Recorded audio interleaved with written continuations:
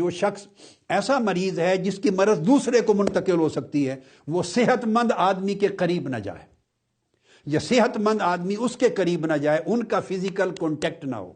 ایک دوسرے کے قریب نہ بیٹھیں۔ اس کا مطلب ہے مصافحہ نہ کریں، مل جڑ کے نہ بیٹھیں قریب۔ جو اس کی وجہ سے میں نے کہا کہ جمعہ کے اجتماعات سمیت دیگر جملہ اجتماعات، سیاسی، مذہبی، دینی، سماجی، اس عرصے میں جہاں لوگوں کا میل ملاپ ہوتا ہے اور فزیکل کانٹیکٹ ہوتا ہے، وہ بند کر دیا جائے جب تک اللہ رب العزت اس وبا کو اٹھا نہیں لیتے۔ تو دوسرا معنی محدثین نے اور شارحین نے جو لکھا ہے ممرض اور مصحح کے بارے میں، وہ ممرض کہا جاتا تھا ایسے لوگوں کو جن کے پاس مویشی ہوں، اونٹ ہیں، بکریاں ہیں، گائے ہیں، بھینسیں ہیں، یعنی وہ مویشی اور اونٹ جو بیمار ہیں اور جن کے پاس پھر ایسی مرض ہے کہ وہ اس سے دوسرے جانوروں کو لگ سکتی ہے، تو اس پر اطلاق محدثین نے لکھا ہے کہ ایسے مویشیوں کو جن کی بیماری دوسروں کو جا سکتی ہے، تو ایسے بیمار مویشی لے کر صحت مند مویشیوں اور کیٹلز کے پاس نہ جائیں، ان میں مکس اپ نہ کریں، وہ بھی بیمار ہوں گے اور ان کی وجہ سے پھر ان کا دودھ پینے والے، سواری کرنے والے، یا کیری آن کرے گا وائرس، سب بیمار ہوں گے۔ کہ جن کے اونٹ، بیل، مویشی بیمار ہیں اور ان کی بیماری دوسرے کو ٹرانسفر ہو سکتی ہے، ان کو لے کر صحت مند مویشیوں کے پاس نہ جائیں، نہ ان کے ساتھ ملا کے پانی پلائیں، نہ ان سے مکس اپ کریں، کیونکہ ان کی مرض دوسروں میں منتقل ہوگی اور پھر وہ آگے منتقل ہوتی چلی جائے گی۔ اور اطلاق عام ہر فرد پر ہے، ممرض ہر اس شخص کو بھی کہتے ہیں کہ جس کی مرض کنٹیجیس ہے، جو دوسرے کو منتقل ہونے والی ہے، جیسے کورونا وائرس ہے کہ جو دوسرے کو مریض کر سکتا ہے، جس کی مرض دوسرے کو ٹرانسفر ہو سکتی ہے، وہ انسان ہے خواہ جانور ہے، وہ صحت مند لوگوں کے پاس مکس اپ نہ ہو، یا صحت مند جانوروں کے ساتھ مکس اپ نہ کیا جائے، ورنہ ایک شخص سے دوسرے کو مرض آگے اس مخالطہ کی وجہ سے منتقل ہوگی۔ حدیث نمبر 5717، اس کو روایت کرتے ہیں حضرت ابو ہریرہ رضی اللہ تعالی عنہ، اور یہ حدیث شریف یعنی جب بخاری مسلم میں ہے، سیاستہ میں ہے، تو یہ یعنی اس کی سینکڑوں کتابوں سے تخریج ہم پیش کر سکتے ہیں کہ یہ حدیث سند صحیح سے ثابت ہے۔ اب سند صحیح سے جب حدیث ثابت ہو تو پھر یوں ہے کہ جیسے رسول پاک صلی اللہ علیہ وسلم کی مقدس زبان سے کوئی سامنے بیٹھ کے سن رہا ہے، اور ایک نہیں، اس طرح کی بہت سی حدیثیں ہیں۔ صرف بخاری شریف دیکھیں تو اس کے اندر بھی موجود ہیں۔ ہمارے آقا صلی اللہ علیہ وسلم نے فرمایا لا عدوى ولا سفر ولا ہامہ، اس میں صرف جو پہلا لفظ ہے اس کی وضاحت اب ہم انشاءاللہ چند گھنٹے کریں گے کہ لا عدوى، ہمارے آقا صلی اللہ علیہ وسلم نے یہ فرمایا کہ کوئی بھی بیماری متعدی نہیں کہ ایک سے دوسرے کو لگ جائے، اڑ کے کسی کو لگ جائے، کسی بیمار سے دوسرے بیمار کی طرف چلی جائے، رب نہ چاہے اور وہ خود ہی چلی جائے اللہ کے اذن کے بغیر، فرمایا ایسی کوئی بیماری نہیں۔ لا عدوى کہہ کر رسول پاک صلی اللہ علیہ وسلم نے 14 صدیاں پہلے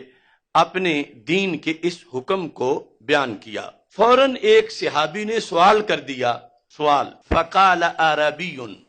ایک عربی نے کہا، اس نے کہا یا رسول اللہ صلی اللہ علیہ وسلم، فما بال ابلی تکون فی الرمل کانها الظباء، کیا صورتحال ہے میرے اونٹوں کے لحاظ سے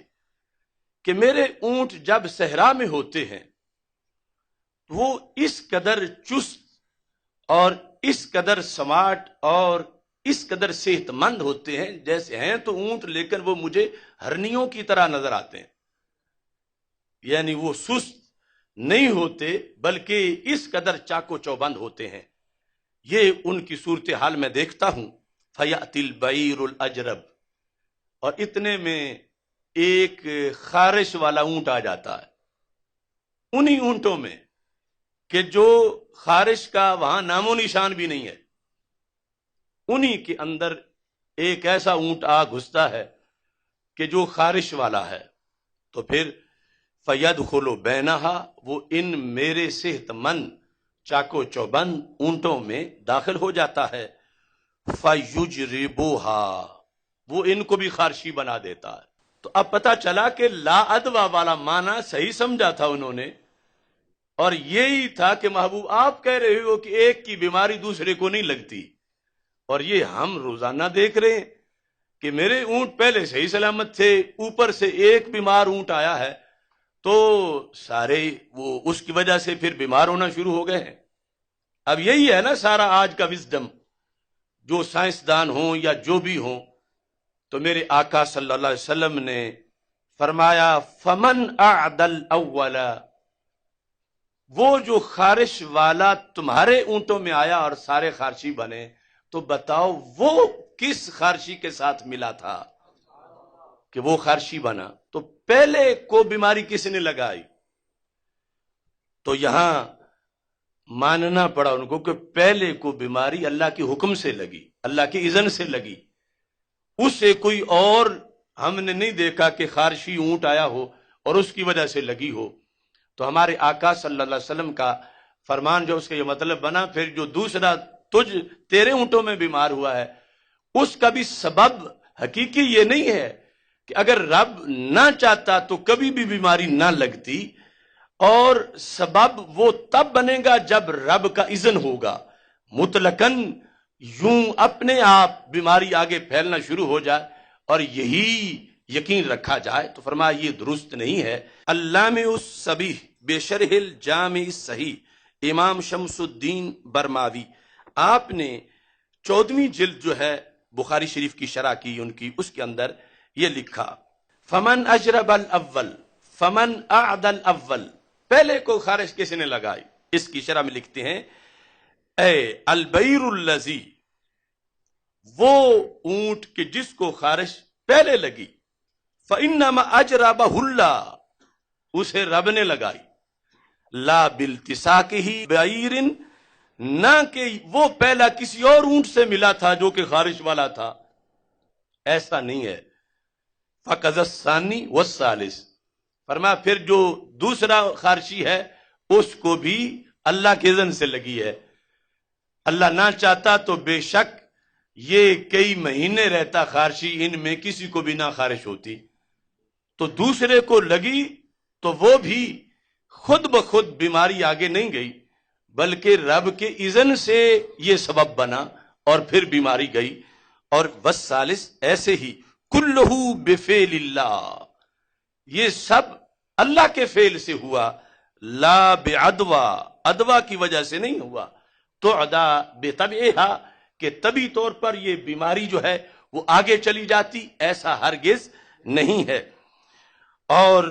इस पर फरमाया कि वरना फिर पहले को भी कोई ढूंढो कि उसको किससे लगी है। फद्दलीलुल क़त्ई क़ाइमुन अल्ला मुअस्सिर फिल वुजूद इल्लल्लाह,